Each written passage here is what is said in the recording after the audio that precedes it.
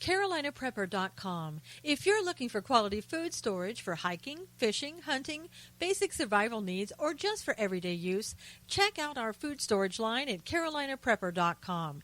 We also carry other fine quality products, such as our can-can concealment holsters for men and women.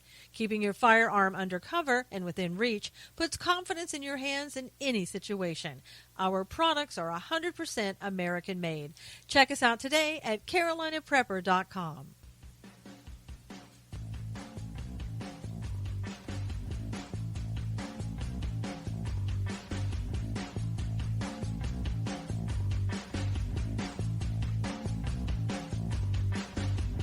And now, it's time to Stand for Truth with the host of Stand for Truth Radio, Susan Knowles.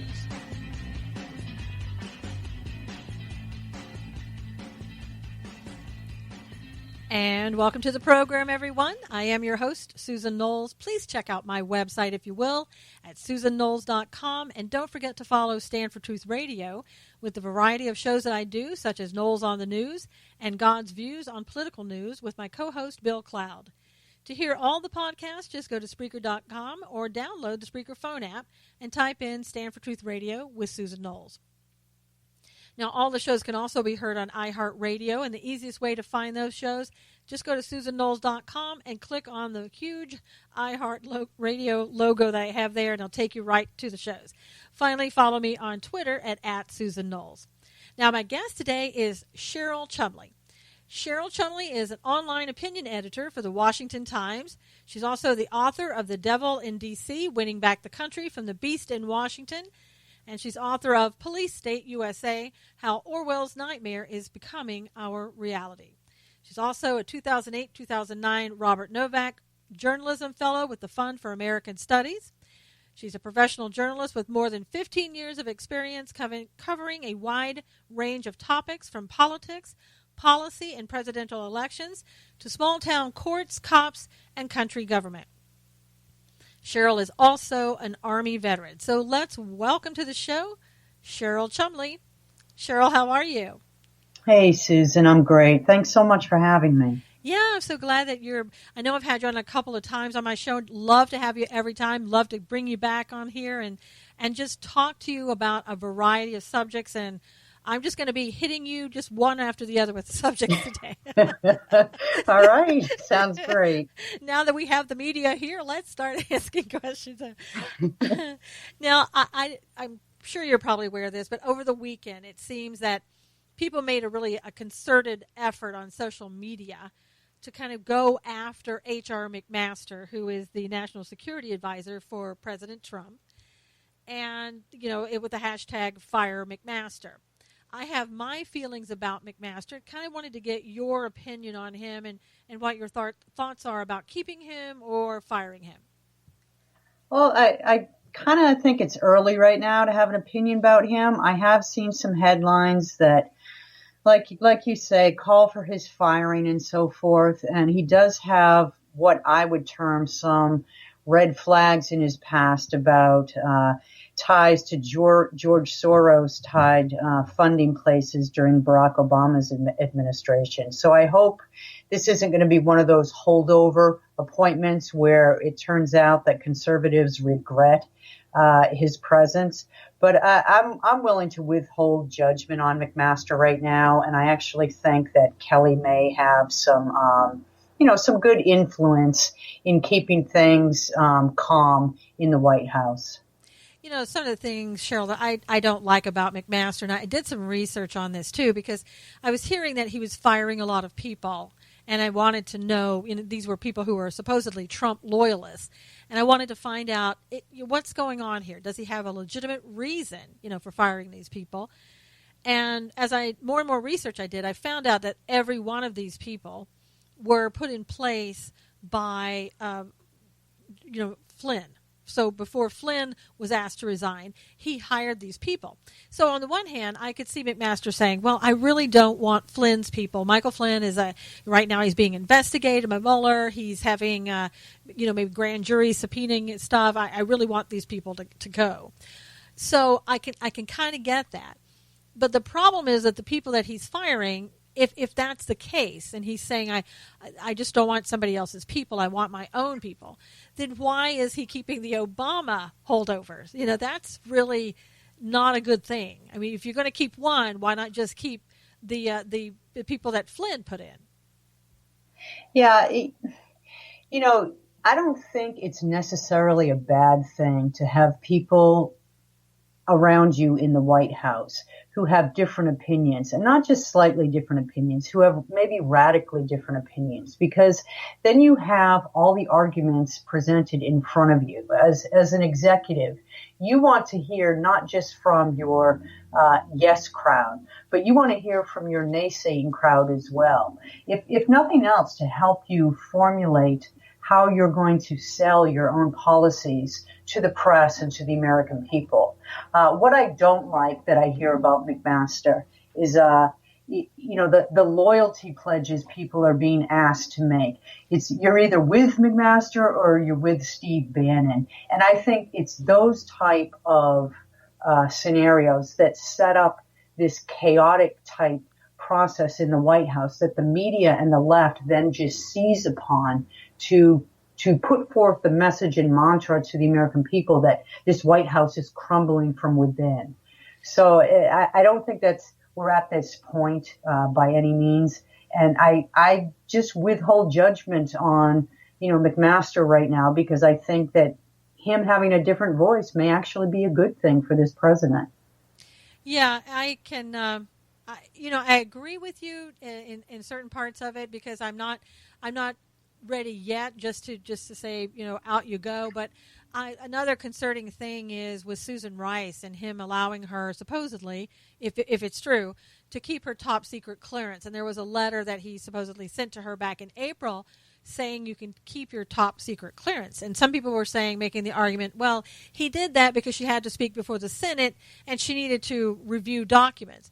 The problem that I have with it is the fact, one, it's top secret, and she was allowed to keep that clearance. I mean, you could be secret or classified, let's say. But if she needed to look at top secret documents, okay. But the only documents that you would expect her to really have to review during any type of questioning from the Senate, I would think would be documents that she either created or reviewed or had some connection with. And so this letter supposedly just gives her unfettered ability to look at anything. So when you get a top secret clearance, you can look at everything, and that's concerning to me.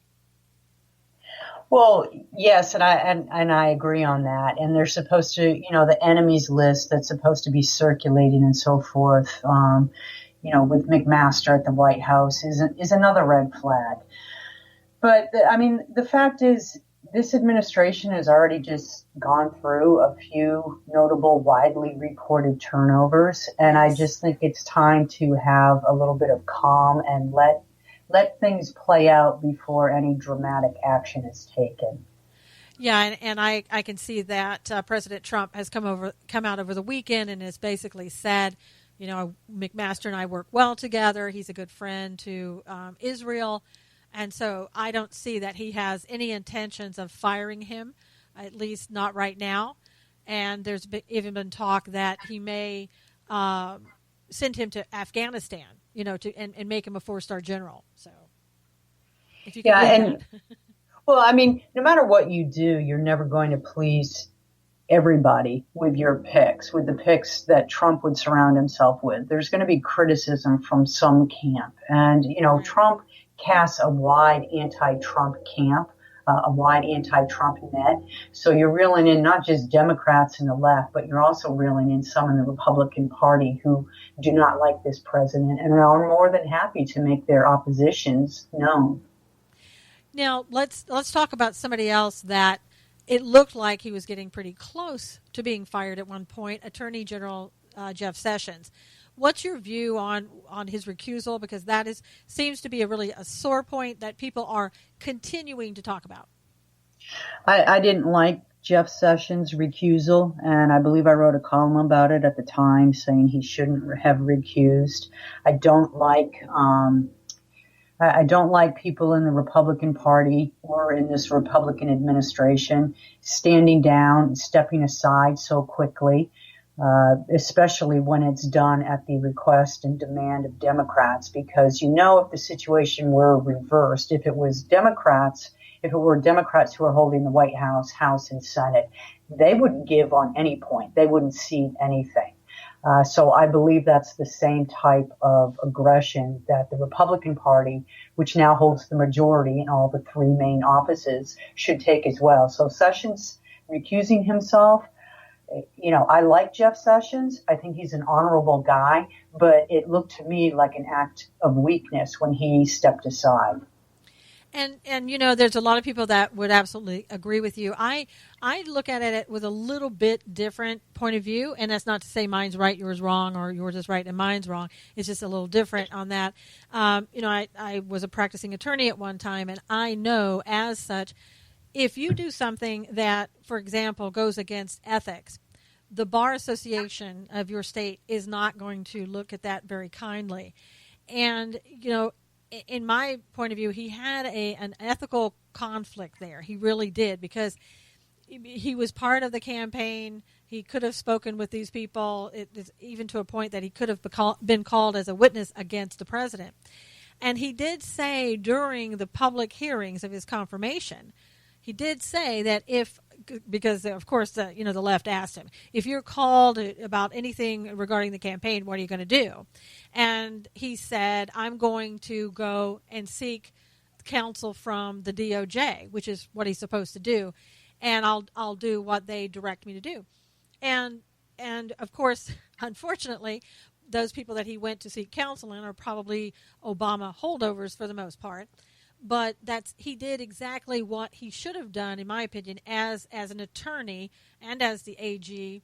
And if they told him, look, I think there's an ethical violation here if you proceed, then I think he did the right thing. I do agree with you. He's an honorable man, and I think, which is I believe is a good thing. He has ethics, and he was really trying to do the right thing. Well, I would just look at what, say, an Eric Holder would have done in that position. And I would certainly say there's no way Eric Holder would have stepped down. I would look at a Hillary Clinton, who's never served as Attorney General, but she does, has a law degree and was in high-ranking positions of power. And I would say that she wouldn't step down. I would look at some of the, and the law is, you can cite ethics and so forth, but that's open to interpretation. It's a lot broader nowadays than it used to be. So I guess I would say that Jeff Sessions, no matter what he promised during his confirmation hearings, he certainly could have made a strong case backed by the Republican Party, backed by the executive office, to stay on and not recuse himself. Yeah, and I think Loretta Lynch, she would never have recused herself. Right. There's no way. Right. And I think that what we are finding, and this is, tell me what you think about this. I think that Robert Mueller, the special counsel that was appointed by Rosenstein, Deputy Attorney General, he is riddled with conflicts. What's your opinion? Oh, without a doubt, he is. Riddled is a good way to put it, but something else that strikes me as a concern, too, are all the appointees he's making to work with him on the investigation. If you look at their backgrounds, I don't have the exact percentage, but I think it's like 90% of them are Democratic contributors. They've donated to Hillary Clinton, John Kerry, Barack Obama, about every Democratic candidate you can think of, and very, very few toward Republicans. And you can, of course, make the case that justice is blind and law knows no political party and so forth. But, pragmatically speaking, we know that's not true. And for appearance's sake only, Mueller should have appointed people to investigate who had some Republican political backgrounds, who perhaps had donated to Republican candidates as well. Yeah, and I think, even further with Mueller, he was a long-term friendship and working relationship with Jim Comey, who worked under both Obama and the Bush administration. And the fact that, Mueller spoke with Comey before he went to testify. It just kind of like one thing after the other. And the people that you were talking about, the lawyers that he's appointed, at least what's coming out is that at least 8 of them have donated to the Democrat Party. And we're not talking about, here's a couple of bucks, that type of thing. All total, it's over $60,000. That's a big investment, if you will, for 8 people in the Democrat Party, and yet they are a part of this investigation. Now, I'm against what the Republicans who didn't come out and say, wait a minute, what's happening here with Mueller being appointed? He's got this this conflict, and here they are. Here's all the conflicts of interest that he has. Instead of doing that, they say nothing. And for me, that's spineless. The GOP once again just takes it and goes about, well, we'll just go ahead with Mueller. He's so impeccable. He's such an honorable man. Well, you have one Republican, I believe it was Trent Franks, that came out and said, look, what he's doing, there's a conflict of interest, and he named him off. And this is a federal law. This is a federal code violation. He must resign. And yet, what do we have? He goes out and impanels a grand jury or uses the one in D.C. and just ignores the one lone voice from the Republicans that are speaking out. Well, what you describe has been the scenario since Trump has taken over the White House. The Republicans have stood largely silent while this president gets completely vilified, not just by the Democratic Party, which is what you would expect, but also by the entire media practically. The left that has taken to the streets and college campuses to rise up and hold violent protest rallies against Trump. And just about anybody and anyone who can get a piece of this White House and take it down has clamored for it. Trump's been fighting lawsuits. He's been fighting bad press. He's been fighting things that investigations that go nowhere because they are not backed by any facts at all, such as the whole Russia collusion mantra. Right. And here we have Republicans in Congress. Where are they? They're not doing anything. It seems like we have more Republicans in Congress speaking out against Trump and with their innuendos and hints that Trump may want to do this or he may want to back off of that, threatening that if he, as Lindsey Graham just did, threatening that if he were to fire Mueller, then this would be the end of his presidency. This is the Republican Party that got its wish and got a Republican president, and now they want to act more anti-Trump than some in the Democratic Party. Well, and like you say, even Lindsey Graham went out and he made sure he wanted to, he wrote an amendment basically saying that you can't fire Mueller unless there is a panel that looks this over and makes sure it's okay to do so. Within it's keep him in there and not allow Mueller to be fired at all. And then there's 2 others that said, oh well, if he's fired, then we want a panel to look at it afterwards, and they have 14 days to do it. But in other words, it wasn't the Democrats coming forward saying we need to keep Mueller on and we want to make sure he stays there. It was the GOP coming out and saying, well, first of all, we're not going to let you remove him, but if it does, then we're going to send it to court. And number 2, we're going to prevent you from removing him altogether and whatever review. I mean, how crazy is that for the GOP to stand up and do something like that against their own party? Well, this is the same party, Jeff Flake that just came out with an anti-Trump book. This is the same party that just cannot grasp how Trump even made it to the White House. You just had Jeb Bush coming out and mocking Trump again. And sadly, this is the same party that many of its members will be facing re-election in 2018. And the fact is, that on an optimistic side, all these little, the stories that are taking over the mainstream media as the big news of the day, most Americans, to put it bluntly, they could care less about Mueller versus Trump. They could care less about, the grand jury being impaneled and so forth and the findings. And this whole Russia collusion story has gone by the wayside. The heartland Americans care about jobs national security and the borders right now. And on that, Trump is still winning strong. And I think Republicans are making a mistake by jumping in with the Democrats and trying to either defend or stand silently by as these petty little political hit jobs go forward, because the American people they're not in support of it. No, they're not. And, you can see from the rallies that people still very much support this president. They want to see him succeed. And they want the left, for the most part. I think even the left are sick and tired of the Russia narrative and just want people to move out of the way to see what he can do. Not everybody on the left, of course, but I think that people are just getting tired of it, like you said, and they just want to see what can he do. He's talked about, the tax code. What can he do with that? We're unsuccessful so far with the health care bill. I mean, what did you think about what happened with the health care bill? Oh, I wrote about John McCain from about as critical a point I ever have. And I've covered John McCain very critically over the years.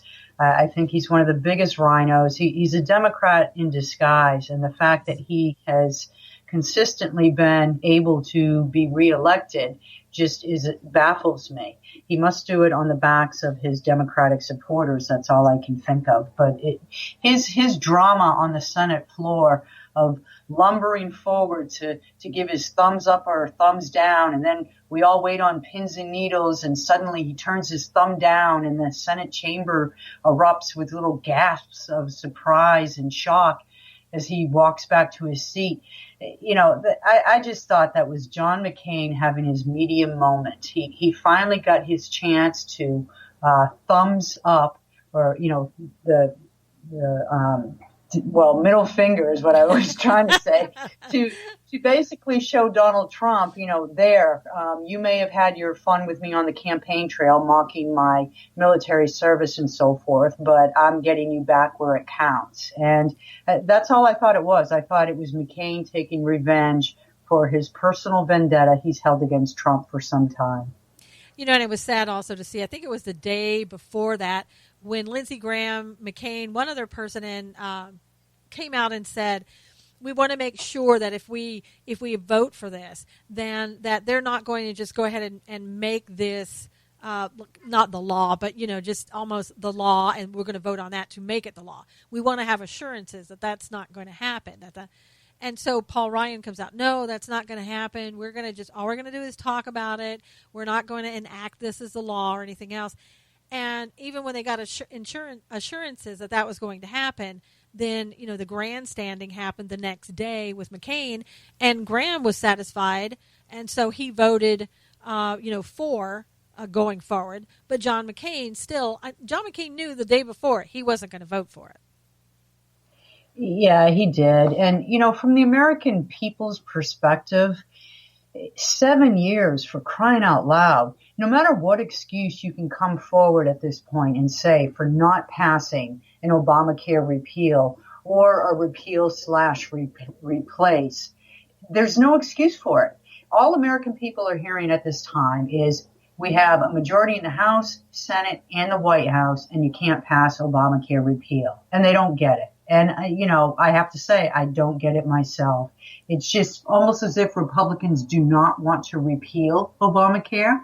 And I think that there may be a little bit of truth with that, because they know that if they repeal Obamacare, the Democrats heading into this next election cycle will be able to point to numbers of people who are pulled off of health care. They'll be able to go find some poor sod somewhere in America whose child has been lingering in sickness, and now the family is hurting financially because they no longer have access to Obamacare. And Republicans are afraid of that. They shouldn't be. It's ridiculous. But yet I believe that is why some Republicans at this point do not want to repeal Obamacare. That and the financial backing of their folk in the medical community, the insurance communities, who do indeed like Obamacare because it's, dedicated money to their businesses. Yeah, I really, do you ever think that we're going to get repeal and replace someday, or do you think that's just They're just going to look and reach across the aisle like John McCain wants us to do and talk to the Democrats and have them put back practically everything in Obamacare and call it a new health care bill. I do think we're going to get a repeal bill, mostly because the Trump administration isn't going to let it go. This was a core campaign promise. It was Obamacare and border control. And, the border control right now is hung up in the courts, partly. The wall's funded at least, and it's being built, even though the wall wasn't the main issue. It was the message that was put out about come to America, we won't deport you. But Obamacare was the number one issue for a lot of people, and I don't think the White House is going to let up on it until there's a bill passed. That being said, I think the free market system that America had in place 10 years ago, even for healthcare, which of course wasn't fully free market, but the system we had in place a decade ago, those days are over with. I think the government has put its thumbprint on health insurance in this country, and there's really no turning back from that entitlement. And see, that's so scary because we all know, most of us anyway, that Obamacare was to lead us to a single-payer system. And that's what we're still talking about when hearing from Bernie Sanders and the Democrat side saying, "Oh man, we can solve all this. Just do a single payer system," and that is so frightening to hear. And I think you're right. I think the government has their thumbs in this, and they don't want to let go. And the government should never be in our insurance at all. And all we had to do in the insurance industry was, people had two things they were worried about. One was just a small number of people who couldn't afford insurance. And even at that time, they weren't really worried about pre-existing conditions, but they are now. And then, go back, cover those two things, go back to selling insurance like we did, and allowing people to buy across state line for the insurance that benefits them. It's so simple, and that's why I agree with you. It's not going to be done. Well, I think the number one thing in my view, from a freedom-loving, patriotic view that Congress and the White House could take right now with a long-lasting message is to come forward with legislation making clear that government, the federal government, does not have the right to force Americans to buy health care. I think a simple bill like that signed into law by President Trump would resonate with the American people, but it would also undo what to me was the biggest egregious affront that Obamacare brought into effect. And that is that government has the right to tell you to buy health care. I thought that was just the worst principle that America could bring into reality. And the fact that it was stamped by the U.S. Supreme Court, under guise of it's a tax, it's not a tax. We had that bickering. But the message that came forward was that the government indeed does have the right to tell an individual American that they have to buy health care. And if they don't, the IRS is going to fine you. And I think if that piece of legislation were to be passed, then that would send a clear message that any future attempt for the federal government to encroach this way, it just can't be done because it would already violate an existing law. I think one of the things that may have to happen, and I don't necessarily see this happening, but I think it would be good if President Trump just goes out, gets a couple of people that he really trusts, puts something together, and then take it, get the American people behind it, saying whether or not they like it, and then take it to Congress and say, look, this is what the American public want in their health care bill. And so you need to pass this or pass this with something added extra to it. But that's it. This is what the people want. And then have the people back it up, continue to back it up, and show Congress this is what we want. Now, that would be in the perfect world. I don't think it's going to happen. But I think that if we continue just to wait for Congress to do something, all they're going to do is just fill it with taxes and restrictions and on and on and on, and it's not going to be what we want. I do like the approach of the man in Virginia Beach who recently filed a lawsuit against the GOP alleging fraud because of the fact that they said for 7 years you're going to repeal and replace. Now, I don't know where that lawsuit's going to go, but I like his chutzpah for doing that. They'll probably find that he has no standing to sue. But the message is dead on. Here we've been handed this line from the Republican Party for 7 years. They fundraised off of it, for crying out loud. Yeah.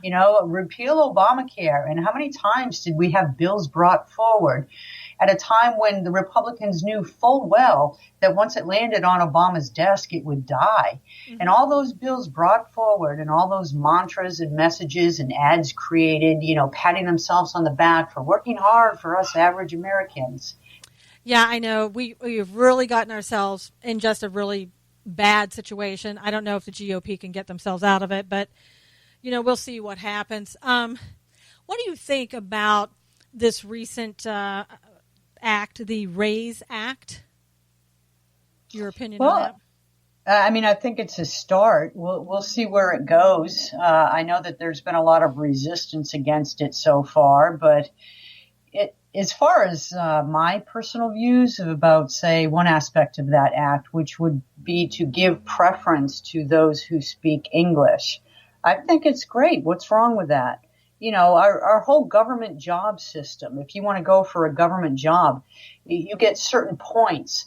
You get points for being a veteran. You get points for being disabled. You get points for, there's a whole host of factors that you get points, and then you get boosted on the list of consideration, so you get a job, say, before somebody else does.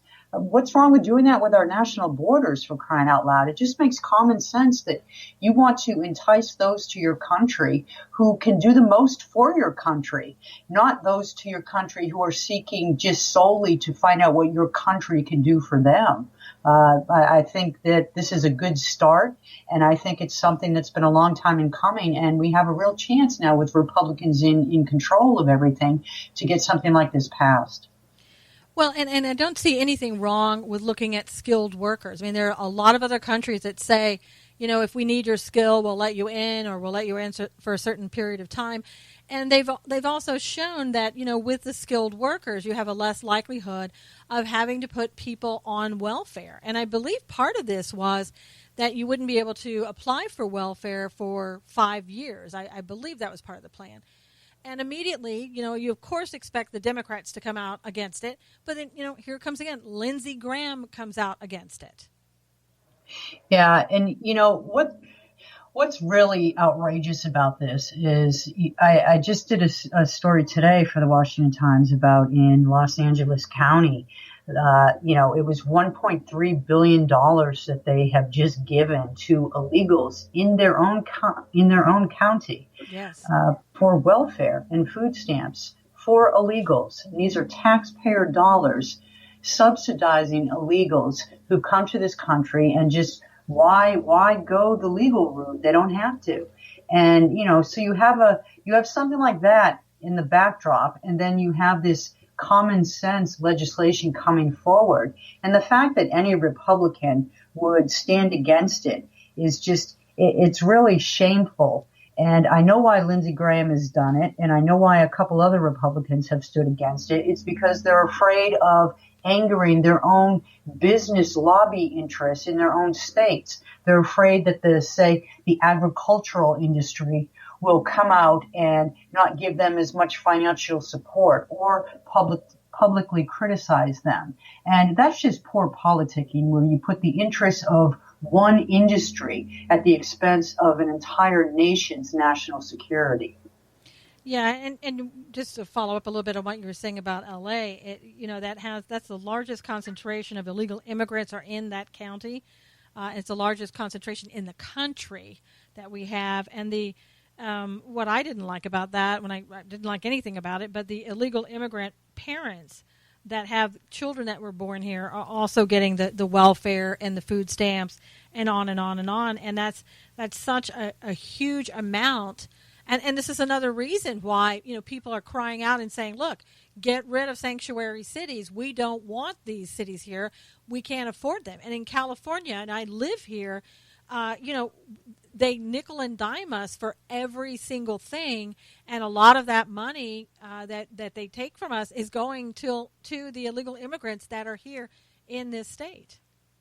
Yeah, it is. And, California is led by liberals. So is, Massachusetts, which is my home state. And they're nuts. They're nuts as well in terms of doling out taxpayer dollars for ridiculous things, particularly the sanctuary cities, the sanctuary counties and so forth around the nation. Those should be fought with full Republican vigor because it just, I don't even, it's not constitutional, and it just defies logic that you as a politician would want to welcome and shelter in your community people who are not even supposed to be in this country in the first place, people that you know very little about their backgrounds, people who have in the past committed felonies against the legal citizens in your own jurisdictions. And these are the people that you want to shield from deportation, and not just shield, but as we see by the latest numbers from LA County, give tax dollars to. It does not make sense. And, it's stuff like this that got Trump elected in the first place. And I'm telling you, it's stuff like this that will keep Trump in office for a second term. Yeah, and in California, if you're an illegal immigrant, you can get a driver's license, and when you apply for that driver's license, you are automatically registered to vote. And it's so odd because, as an illegal immigrant, you're not supposed to be able to vote in the United States. However, Judicial Watch, has recently learned that that there were more total registered voters than there were adults over the age of 18 living in each of the following 8 counties in California. And you're talking about, totally out of control. So, for example, in San Diego County alone, 138%. So 38% more were voting in San Diego County than were eligible or alive or anything else to vote in San Diego County. And in Los Angeles, it came out to, I believe, somewhere around like 144%. Each county of those 11 counties were triple-digit numbers of people who were not able or eligible to vote. So when Donald Trump comes out and says, look, we have a voter fraud issue, tell me what this is if it's not voter fraud. Well, let's sweep clear across the country to the East Coast. And in Maryland, today, there are reports that the local city councils there want to implement a policy allowing illegals, undocumented, to vote in their local elections. Wow. Their reasons for it are that illegals, undocumented, migrants, refugees, or just people who cross the borders that you don't know who they are, they contribute to local services, so they should be able to vote on who provides those local services. They're talking about things like trash pickup and police and schools and so forth. And so they absolutely see a logic in giving illegals the right to vote in local elections. They draw the line at state and federal elections, but you and I both know, and so do your listeners, that it's just a matter of time that right for illegals will be expanded to state and national elections. But the fact that sitting politicians can actually believe what they say, that illegals have a right to vote, something that was fought for so long and hard by blacks, by women in this country, and they just want to give it away to people who have not even, gone the legal process to become citizens. It strikes me as something so shocking. It's certainly a sign of the times that, right is wrong and law and order has been flipped on its head. Well, and today, supposedly, Chicago is going to be filing a lawsuit against the sanctuary city policy. And California, of course, is trying to decide whether or not they want to file against it because they say that it's, they should have those federal funds and it's unlawful. It's unlawful to keep us from having those federal funds. They don't care about their unlawfulness that they're doing.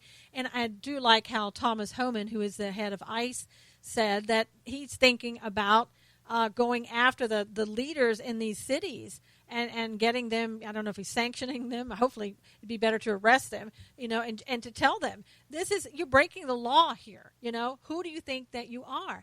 And California even took it one step further. They were trying to have a sanctuary state and trying to make it where the federal government would have to give them the federal funds, and they would include everyone in that sanctuary state and pay for everyone, illegally here or not.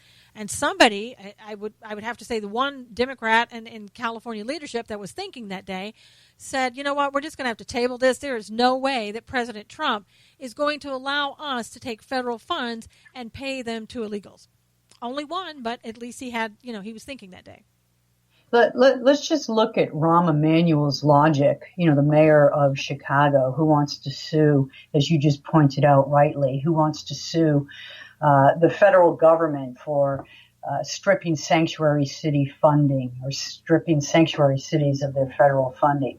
His logic is that the White House needs to be sued to stop their idea of stripping our city from funding because it's a security risk for our citizens. Right. What he's saying, it's completely backwards. The security risk is sheltering illegals from deportation in your own city and providing them with the same benefits that citizens get. That's the security risk. But in Rahm's world, in Emanuel's mind, the security risk is that the federal government isn't going to give money for local police efforts because the city chooses to go the sanctuary city route.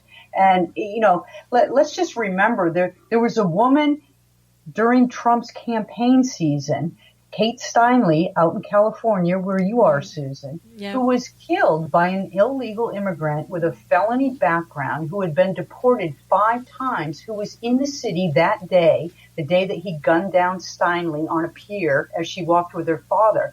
He was in the city that day taking advantage of its sanctuary city policies. So these aren't just, theories being put forth by a radical right-wing immigrant faction. These are true case scenarios of what can happen if illegals are allowed in your country and they're sheltered by your cities. Yeah, and there was one, too, that, again, we're not hearing a lot of these in the news. I think the media is trying to keep them quiet as they come out. But an illegal immigrant is accused of raping a 65-year-old woman in Portland, Oregon. He's accused of breaking into her home, tying her up, and raping her. In the same day, he allegedly also attacked another woman in the basement of a parking garage where police said that he was in the act of raping a second victim. And again, this is all allegations. I want to make that clear. But he had re-entered the United States illegally after being deported 20 times.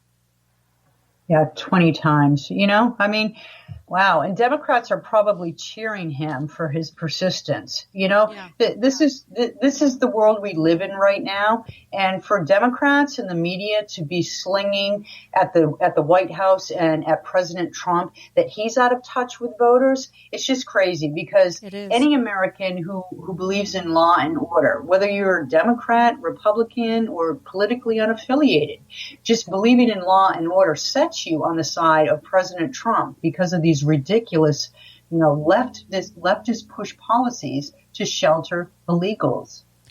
Well, and we have somebody else that you should probably keep an eye on. Her name is Kamala Harris, the senator of California. I don't know if she pronounces it Kamala or Kamala. I don't really care because I don't really like her, and I'll tell you why. She is very pro-sanctuary city. She's probably one of the rudest people I've ever seen interviewing somebody, from the on a committee. But in any event, she has wanted to be president for quite a while now. And they are all aspects of what looks is that they are grooming her for that position by having her come down to the Hamptons. She's done that now a couple of times and has had big events thrown for her and everything else. So this woman is going to be somebody that you are possibly seeing in 2020. And she is very much, as I said, pro-sanctuary cities. Well, I called her Eric Holder in a skirt because I did a column on her, and you're right. I also saw the Senate hearing that you're talking about. This was during Jeff Sessions' confirmation hearings, and she was trying to pigeonhole him and set him up so the media could sell Sessions the next day as a subpar candidate. And the way she was doing it was just over the top aggressive. It reminded of a young woman bullying an older generation man, because she can. And she just kept cutting him off and would not give him the time to speak or to properly answer her questions. And I found that just completely tactless, especially for a seated senator who is supposed to represent, the Senate is supposed to be pretty dignified. And to get down in the political partisan fray like that is just, you have to be some kind of partisan to do that. But you're right. She is being groomed for the presidency in 2020. Eric Holder is as well, as I hear it. So that there'd be a nice duo. But, bring her on, because she's so far left. I do not think America's ready for somebody like that. I would hope not. But I also, Cheryl, and we should really welcome this.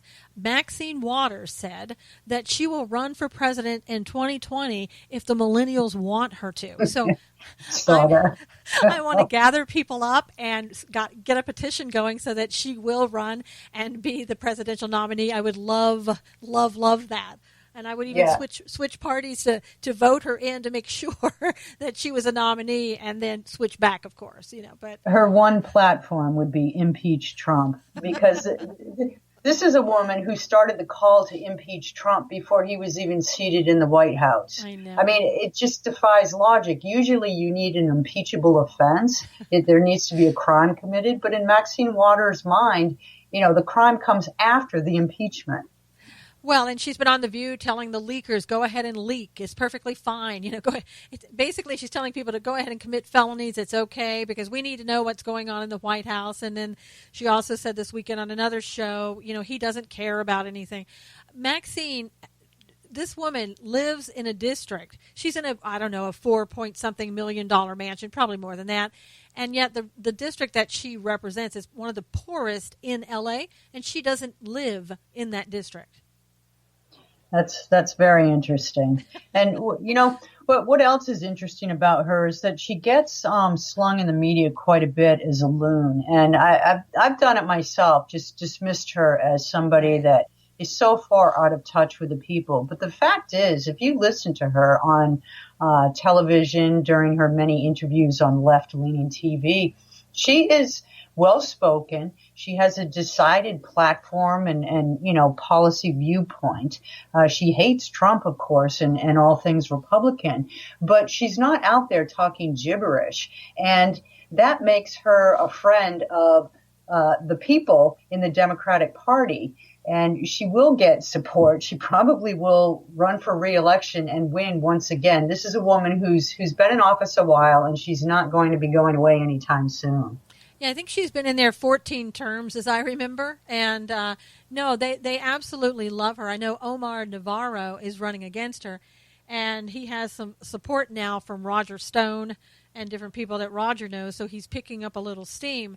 But that's going to be a hard sell, because those people, for whatever reason, they believe Maxine, and again, she doesn't even live in their district, but, she's one with them, kind of like Obama was with the rest of the world, while he was, net worth at that time was about 12 million, so we're supposed to believe he's just like one of us. But she's, she really has convinced people, and, she's another one during the other day, I forget who she was, it was Stephen Mnuchin, I think. And she just kept saying, reclaiming my time, every time he would try to respond. And she knows the game. She's done it a long time. She was citing hypotheticals, that no facts, but just making up hypotheticals. So, again, in going with the Saul Alinsky playbook, it made it sound like, wow, wait a minute, I didn't hear about that. Is that something that happened? And of course not. But the general public is not going to ask, is that real or not? She reminds me a little bit of Marion Barry, the D.C. mayor who was caught smoking crack and hanging with prostitutes, and the people still loved him. And it just, It just reminds of that if you can make a connection with your base of voters and you don't have to worry too much about redistricting where Republicans will come in and put some GOP voters in your district, then you can pretty much say and do what you want way up on Capitol Hill and, pretty much collect what you want in terms of benefits and taxpayer dollars and perks of the office so you can afford your $4 million mansion back in your poverty-ridden district, and people will still vote for you. Yeah. I want to ask you, what are your thoughts about the White House press briefings and the job that Sarah Huckabee Sanders is doing? Well, I think she's doing great. I mean, facing down all that fire every day, I think she stands strong. She reminds me a little bit of Tony Snow, the now deceased Fox News anchor who took on a press speaking role for the White House, before he died. And he did a marvelous job. He was strong on policy, strong on defense of the president, which was his job, but he was also understanding of the press's needs. And I think Sarah Huckabee Sanders has struck that same tone. She doesn't give a lot, but at the same time, she doesn't come across as so abrasive, like maybe Stephen Miller. And I think the press, I think her tone resonates with those in the press. I like how whenever they ask her a question, she just kind of looks down. I always say that she's looking for a paper clip or something. She looks around. She's not really looking at them so much and gives them a chance to, get out whatever they want to say and then responds to them, which I think, with Spicer, they seem to walk over him a little bit too much. And they try sometimes with Sarah, but they don't seem to get as far, and with Stephen Miller, I'll have to say I we're probably on different sides about that. I want Stephen Miller to be the communications director after talking with him. Oh, I don't mind. Yeah. Well, I needed it. Yeah, I don't mind that aggressive standoff. I really don't. But I'm just speaking in terms of, not alienating members of the press. The press would have a lot easier time making an enemy out of Stephen Miller to the American people than they would Sarah Huckabee Sanders. I think she's a smart woman, strong, but also likable. Yeah, I like the fact I'm just so tired of Jim Acosta, who seems to want his 15 minutes in the limelight every other day, and it was just finally nice to see. Yeah, be quiet, huh? I know. It's like, please just do something else, Acosta. Now, what do you think do you think that with the leakers in the White House, I mean, recently, what was it? The Washington Post, I think, put everything out there about the conversation that President Trump had with, a foreign country, leader in a foreign country. Do you think that, A, we're going to be able to stop the leaks, and B, what's going to happen when we start going a little bit after the media, it sounds like, to try to stop those leaks? Yes, I do think the leaks are going to come to a drip instead of a flow, because I think Kelly is going to bring in a stronger, more disciplined attitude to the White House. As far as Jeff Sessions and his announced new policy of stopping leaks, I don't like the fact that the media is being named as sort of an enemy in this. I rather think that it should focus on the source of the leaks, not the recipient. And here's why. I mean, the First Amendment protects the media. I mean, this is what we do. You and I both. This is what we do for jobs. Right. And if the media takes it on itself knowingly to publish or broadcast something that was given through a leak in the executive, then I think that the executive can take action against that media without taking regulatory controls. For instance, remember when Geraldo Rivera, he was overseas and he inadvertently, he says, gave away the spot of U.S. troops. Yes. And he was booted. He was booted from his assignment. Now, you could do the same thing if a media outlet publishes something using classified sensitive information. You don't have to give that media outlet as an executive. You don't have to give that media outlet as much access. You can boot them from the White House. You can refuse to talk to them. You can give, special interviews to that media outlet's competitors. There are ways around going after the clamping down on leaks from the recipient angle. There are ways to put a damper on that without having to, red flag the First Amendment. So I think Sessions might want to look at some of those alternative methods, and I think Trump's communications team is smart enough to pick up on that. What do you think the whole thing with Scaramucci? What was that all about? Was that guy? Yeah, I liked him. You're right. He lasted a week. I think he came in with the bravado that he was used to displaying with Trump, as the buddies that they reportedly are, and he overstepped. I think he made an error, and he spoke too bluntly, too boldly, not thinking to a journalist, and he paid the price for it. Trump didn't really have much of a chance to make the case that Scaramucci should stay. It just didn't sit well with the American people, I think. No, I mean, a lot of people were saying, well, you need somebody who has that type of moxie, but at the same time, you have to be a professional, and even when you're talking on the telephone, you still have to be that professional that's representing the White House. And my thoughts were, too, here he is complaining about leakers, and he's going to get rid of leakers, and he essentially became a leaker that night, and telling them how he felt about Bannon and Priebus and what was going on in the White House. So I'm like, oh, my gosh, what were you thinking? But I don't know if he's what his new role is going to be, but I'm sure he will. He's not going to be poor. He made, $10 million in a deal recently, and so he doesn't have to worry about having a job. Yeah, I don't think he has anything to fear from poverty or anything, but I think Kelly's going to be that calming figure in the White House now, and I think he will accomplish what Scaramucci promised, to get rid of the leakers, right. But he'll do it in a more dignified manner. Yeah, I think so too, more disciplined manner, and so that is good to see that coming back to the White House a little bit. And I think they need somebody. I don't know, with Priebus, I was always wondering what he was doing, other than going over and talking to the other rhinos. I wasn't sure.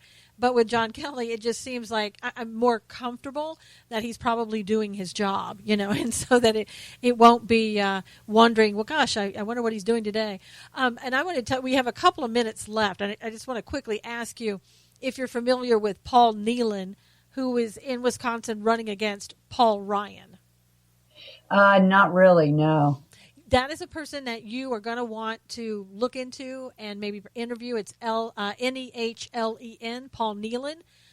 He's very much against TPP, and he got that stopped before. He was one of the main people. He ran against Ryan before, and he didn't win. But he has a new book out. He was on my show recently. I think we need to look at him because we need to get Ryan out of there. He's one of the biggest rhinos there are. Yeah, Rhino is putting it delicately. He kind of snuck in under the radar. Yeah, he really did, and I just think that people always ask me, what can I do? What do we need to do? Well, part of what we need to do is elect the right people, and we need to find out who they are and get them in and replace these people and let them know once and for all that we're very serious about getting them out. Now, Cheryl, tell us really quickly where we can find your articles. Well, I write daily, more than one article, between 3 and 5 posts at WashingtonTimes.com, and I still have my website, CHERYLCHUMLEY.com. I post to, and my info on my books is available there as well. And find me on Twitter at CK Chumley. Perfect. Well, we do want to continue to follow you, and we can go to Amazon and find your books, and I've had Cheryl on in past shows talking about her books, so you really want to go there and listen to those shows and what she's had to say about everything going on in D.C. and other places. And And CHERYL does write a lot of great articles. You should really read those. She's really informed on what's going on, has a great opinion. And I like the fact, too, CHERYL, that you are a veteran. That's even more. Well, thank you, Susan. It's always great to chat with you. You're awesome. Well, thank you so much. And I want to tell everybody and appreciate everybody being here today.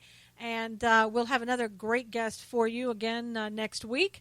Until then, take care, and we'll talk to you again really soon. God bless. Are you looking for a way to advertise your business, offer discounts to your customers, and help veterans at the same time? Then citybyhero.com is the answer. It's your shop local program helping you while providing jobs and funds for veterans. It's simple to sign up, easy for your clients to find your business and your offers, and there are many plans to choose from that fit your budget and your needs. Go to citybyhero.com and sign up today, and we'll make a donation for you to a veterans organization. citybyhero.com.